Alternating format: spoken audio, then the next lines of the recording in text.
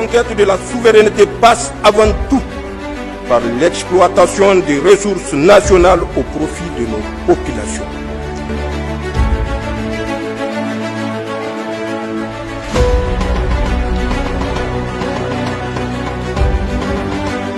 De votre fidélité à la radio-télévision du Niger. Bonne rupture à toutes et à tous en ce mois béni de Ramadan. Nous ouvrons ce journal avec les lettres cadres, nuit du destin, nuit d'adoration et d'invocation célébrée à travers le monde par la Oumma islamique qui a été célébrée hier à Niamey par l'association islamique du Niger à la mosquée de grande prière de Niamey. C'était en présence du Premier ministre, ministre de l'économie et des finances ainsi que des membres du Conseil national pour la sauvegarde de la patrie et des autres membres du gouvernement. Le résumé de Abdelaziz Issaka et Yazir Abiou. La 27e nuit du mois de Ramadan. Chaque année, la Oumma islamique célèbre Laylatul Qadri ou la nuit du destin.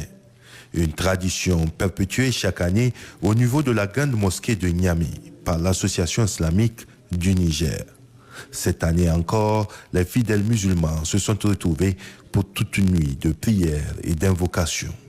Elle a enregistré la présence du Premier ministre, ministre de l'économie et des finances, les membres du Conseil national pour la sauvegarde de la patrie, des membres du gouvernement, ainsi que le gouverneur de la région de Niamey, l'administrateur délégué de la ville de Niamey et les membres du corps diplomatique accrédité au Niger.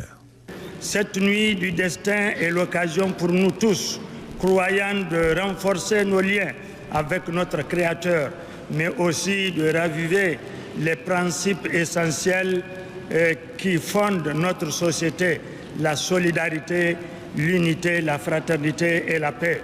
Nous tenons ici à rendre un vibrant hommage aux autorités de la refondation sous la conduite éclairée de son Excellence le général d'armée Abdourahmane Tiani, président de la République du Niger, chef de l'État, qui ne cesse d'œuvrer avec courage et détermination pour préserver l'intégrité de notre territoire, garantir la sécurité de nos populations et consolider notre unité nationale. Nous lançons un appel solennel en cette nuit bénie à tous les Nigériens et Nigériennes, sans distinction aucune, pour qu'ils se dressent ensemble, main dans la main, contre toute forme de division, que nous soyons de l'Est ou de l'Ouest, du Nord ou du Sud. Nous sommes un seul peuple, une seule nation, unis par un destin commun. Cette année, Laylatul Qadri a été célébrée dans le même temps et le même lieu que les lauréats de la première édition du concours national du meilleur muezzin du Niger. Une initiative de la Caisse nationale de sécurité sociale soutenue par le ministère de la Communication, la radio et télévision du Niger et l'association islamique du Niger. Je dois très sincèrement remercier le directeur général de la Caisse nationale de sécurité sociale, le colonel-major Tchamo Gomega, qui a eu l'idée de venir à mon bureau et de me proposer cette activité. Aujourd'hui, ce concours a été organisé dans de bonnes conditions par la Caisse nationale de sécurité sociale et par d'autres acteurs qui se sont manifestés. Et nous pensons que très prochainement, en tenant compte des recommandations du président et des jurys, nous allons mieux organiser les prochaines éditions. C'est Siraj Abdoulaye de la région de Dosso qui a remporté le premier prix du concours. 700 000 francs CFA plus un kit constitué de Coran, tapis de prière et t-shirt. Caisse nationale de sécurité sociale. Le deuxième prix, 500 000 francs CFA plus le kit, a été remporté par Badamassi Issaka de Maradi. Le troisième prix, 300 000 francs CFA et le kit, a été également remporté par un candidat de la région de Maradi. Son nom, Issoufou Hiro. Le jeune candidat de 13 ans, Abdelmajid Idriss de la région de Dosso, a reçu un prix spécial d'encouragement constitué d'un kit et la somme de 100 000 francs CFA. Nous rendons grâce à Allah subhanahu wa ta'ala et nous formulons nos prières pour le prophète alayhi salatu wassalam. Nous implorons Allah subhanahu wa ta'ala qu'il continue à descendre sa bénédiction sur notre pays pour qu'il y ait un pays stable, un pays protégé, un pays prospère. Le président de la République, chef de l'État, le général Tchani, le général d'armée, a fait un discours ce matin. Il a appelé à la communion, à l'unité, à l'intégrité. Et nous continuerons de faire des prières pour les martyrs qui nous ont précédés dans notre monde. Qu'Allah subhanahu wa ta'ala leur accorde Jannat al-Firdaus. Et nous souhaitons, Inch'Allah, pour le peuple nigérien, la paix et la prospérité.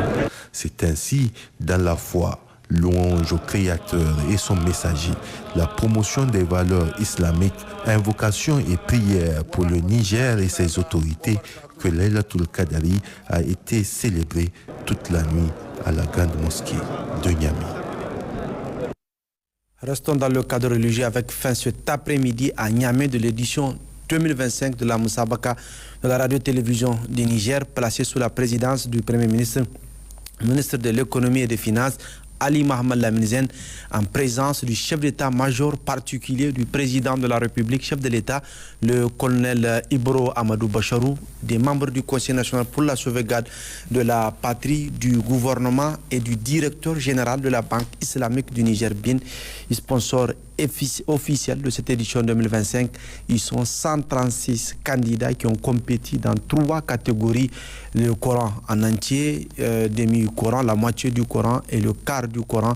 Sachez aussi qu'au terme de cette cérémonie, le Premier ministre, le ministre de l'économie et des finances, Ali Mohamed Lamine, a fait part de ses sentiments. Nous y reviendrons dans notre édition de demain plus en détail.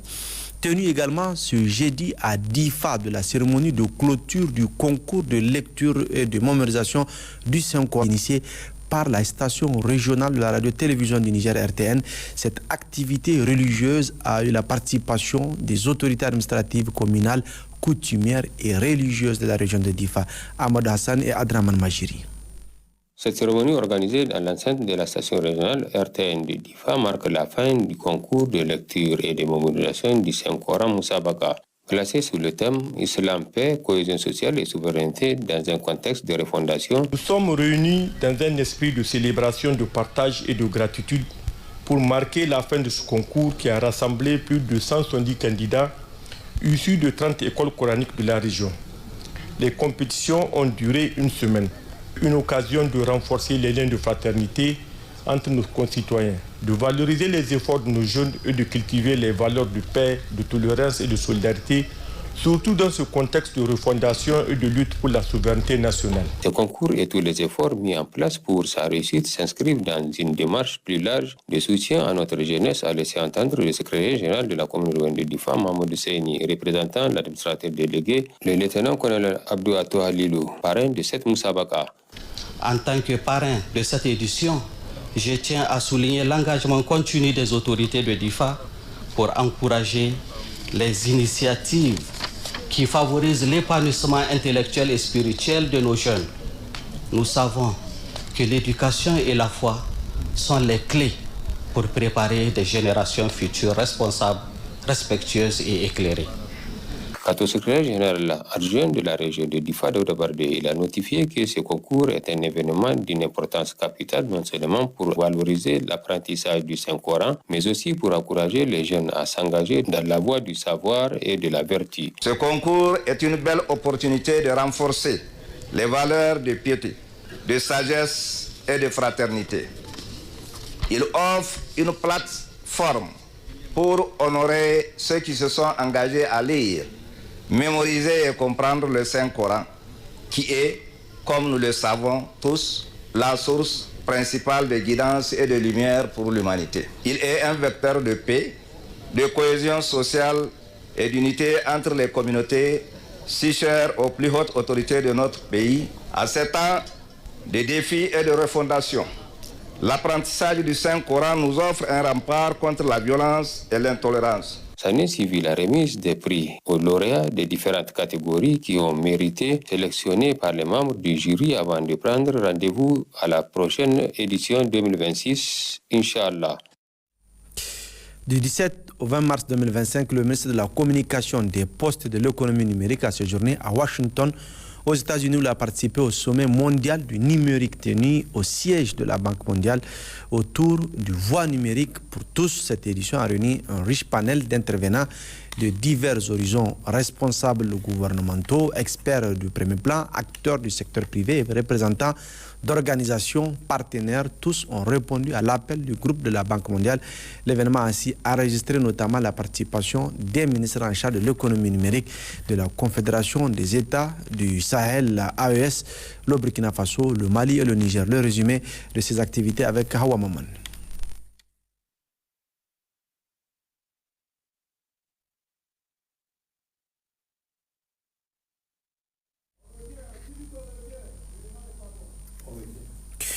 Je le disais, du 17 au 20 mars 2025, le ministre de la Communication, des Postes et de l'économie numérique, Sidi Mohamed Raliou, a séjourné à Washington, aux États-Unis. Il a participé au sommet mondial du numérique tenu au siège du groupe de la Banque mondiale. Nous y reviendrons dans quelques instants, le temps que la technique le permet.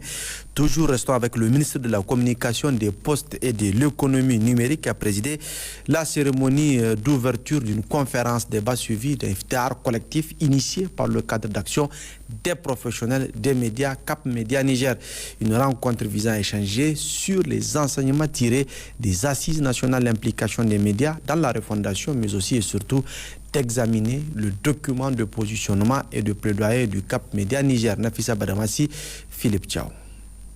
Placée sous le thème « Les médias face aux enjeux souverainistes et aux narratifs impérialistes », cette conférence débat organisée par le cadre d'action des professionnels des médias Cap Média Niger est aussi un cadre d'échange entre les professionnels des médias, non seulement sur la situation de cette profession, mais aussi et surtout un moment de partage et de réflexion autour des enjeux cruciaux que connaît le Niger.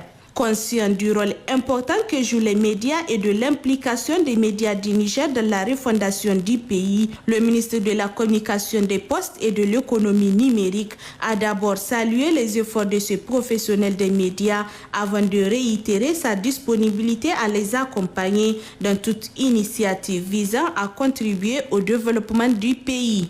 Les assises nationales ont permis de poser un diagnostic lucide sur les défis et opportunités du secteur de la communication et de la presse au Niger. Le Cap Média Niger, à travers cette conférence, nous offre l'occasion de prolonger cette réflexion et en approfondissant plusieurs enjeux cruciaux. L'indépendance et la régulation des médias dans un contexte de refondation institutionnelle.